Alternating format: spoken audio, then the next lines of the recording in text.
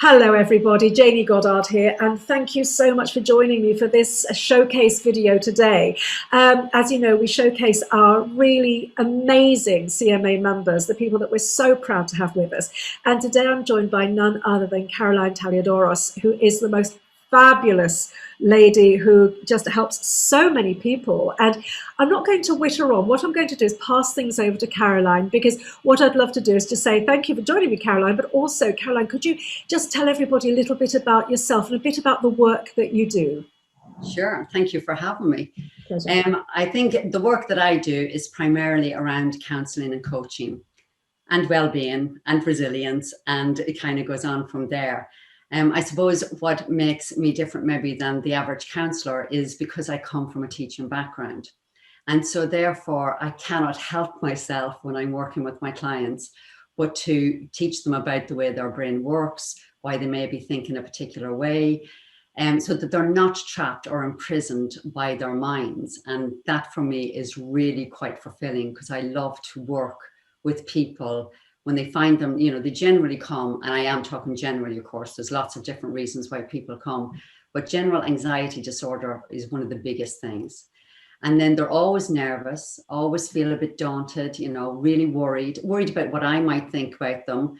And so it's really wonderful to actually get to work with people and show them that their thoughts and their feelings and their even what's happening in their life is a life situation and not their life all over. And so it's a combination of both healing some past traumas, but also moving forward. So I have that element of coaching as well. Yes, and I think that's amazing, Caroline, because I remember when you and I were speaking a little while ago, we were talking about the sort of the normal counselling model, which is very, I mean, it's very non-directive, which is a good thing, and it has its own merits, obviously. But to me, what came across to me about when we were chatting previously was how very solution focused you are. So rather than just the kind of the open-ended and, you know, how does that make you feel, which is that very classical counselling question. You know, it seems to me that what you're doing is very much more sort of real world, if that makes any sense. Does that sort of ring true for you, do you think? Yeah, absolutely. I think that the idea again is, you know, sometimes people need practical help. And so, you know, first of all, it is really important for them to gain some awareness and insight into some of the patterns that are playing out over and over again, but then some practical solutions, you know, and how to move forward with that. And so one of the things that, you know, clients that I get quite a lot is about figuring out life direction. You know, they're completely stuck and they don't know why they're stuck or why they're unhappy, and when they've everything to be happy about. But it's looking at, okay, so we do look at past patterning and how to interrupt that, but it's also very much about how we can move forward. So one of the things that I always have to establish with my clients is, even if we are going backwards to look, you know, maybe at a childhood trauma, it's not necessarily to blame the entire world for what happened at that time, but it's very much just to see, where did that initial sensitizing event come from? Now, how do we now break that, you know, that pattern in your adult life, so it's not keeping you held hostage, you know, forever, and so that they can actually move from that kind of victim mentality, I suppose, back into being the co-creators of their own lives. And that bit, you know, that's the transition bit that I have much more interest in, because there's no point in, you know, and I know this from being a teacher, if you want somebody to learn something, you sit with them and you work through the process step by step. And every child has a different learning style, but every client does as well. They resonate at different ways. They hear things in different ways. They process things at a different pace. And so what will work for one client definitely won't work for another, but it's that kind of ability that I quite like, you know, being able to adapt my approach to fit the person that's there in front of me. And I think my teaching background is one of those things that really, really helps me do that. Oh my goodness, you've given me goosebumps, because the thing is that, you know, I think what comes across for me is that, you know, it seems very practical. And I think what we need very often is to sit with somebody who really truly hears what we're going through. and then is able to say, okay, so so this is how we're going to get, this is the stuckness and how we're going to get through that. And I think that's actually incredibly important and incredibly empowering. That's what comes across to me from what you're saying, is that you really are very much empowering the individual in their process to actually get better and to feel better. Does that sound right to you? Have I interpreted that correctly? Yes, yeah. I mean, I've been very lucky so far. The clients that come to me are very willing to put in the effort. And like everything, inner work takes a little bit of effort. You do have to do, a certain amount of things within your life if you want them to change.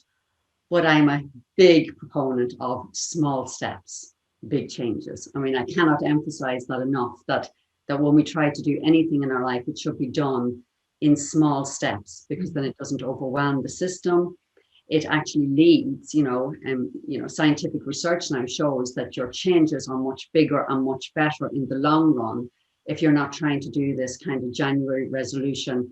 I'm going to go to the gym 5 days a week, and by the end of January, you don't go at all. Yes. Whereas, if the goal is just to do, say, 5 minutes of exercise in a given day, and then you consistently do that, then those are the kind of changes that, that really make a very big impact in somebody's life. And so I would do the same thing in terms of, between counselling and coaching.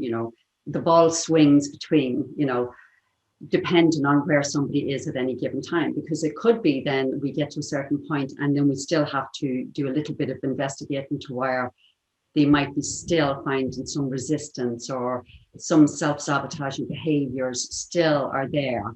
And then we'll dig a little bit back into the past again. And then we can, dissolve those kind of things, that might be holding somebody a prisoner.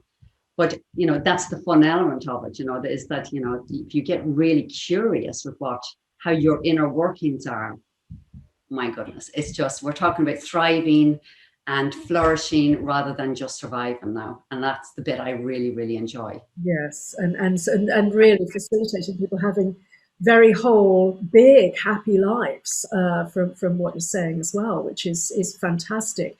So, Caroline, is there a particular type of client that you work with, or is it just open to everybody? What are your thoughts there? I think so far the clients that have been fine to me, I suppose, would resonate very much with me, that it is, they understand that their childhoods have been quite traumatic, but they don't want to live there in the past. And so I have been working quite a lot with people, between either figuring out a life direction, building confidence and resilience, or putting some childhood traumas to rest so that it's not impacting the rest of their lives. And I mean, I have personal experience of that. And I would say that, when you talk to anybody, they've got, experiences, childhood traumas that probably need some resolving or dissolving, depending on what the belief is. But it's so that they're not imprisoned in that. So yes, so the people that are willing, that say, right, enough is enough. I want to move on and I want to improve my life. And generally that's who I tend to work with. Fantastic. Yes, absolutely amazing. So obviously, one of the things I think we do need to explain to people is how they would actually get hold of you. So what would be the process for somebody to actually be able to reach out and to work with you? Well, I have my own website, so carolinescounselling.com. And of course, then if you wanted to email me, then that's info@carolinescounselling.com. And then if you needed to message me, then I have other contact details on the website. Right. Okay. And I must actually say, so if anybody's watching this video on YouTube, to the bottom right of this video, there's a little down arrow. If you click on that, what will happen is that the show notes will open up and you'll be able to see all of Caroline's contact details there, and also a little bit more about her work. So by all means, dig into that as well. But Caroline, I was going to ask you, obviously, I know practices have dramatically changed since lockdown and so on. Are you just working with people face-to-face and one-to-one, or are you able to work online with people? Well, actually, COVID is one of those things that brought all of our practices had to suddenly come online if we wanted to keep working. So I do a lot of Zoom calls now, which has actually broadened my client base, because now I'm not restricted by geography anymore. So, my clients have, can be up and down the country now. But I'd still like to see my face-to-face clients as well. So, so I have both. I am quite fortunate now that I have a mixture of both online and face-to-face. Right. So whereabouts are you located for anybody who might want to see you face to face? Well, I'm bang smack in the middle of Portsmouth and Southampton. So in a place called Whiteley, which is literally right in the middle of those two cities. Right. Okay. So actually very easy to get to in that Yeah, case. very easy. Straight off the motorway, Yeah. 5 minutes off the motorway. So, oh yeah, lots of transport links to here. Fantastic. Yes, that is great. I think, as a practitioner myself, I love the face-to-face sessions, and I'm just very happy that we can also run sessions, online as well. We do have the best of both worlds now, which is, if there is such a thing as a slight silver lining within COVID, it's the fact is that, we can support so many more people online, and it would be something quite amazing.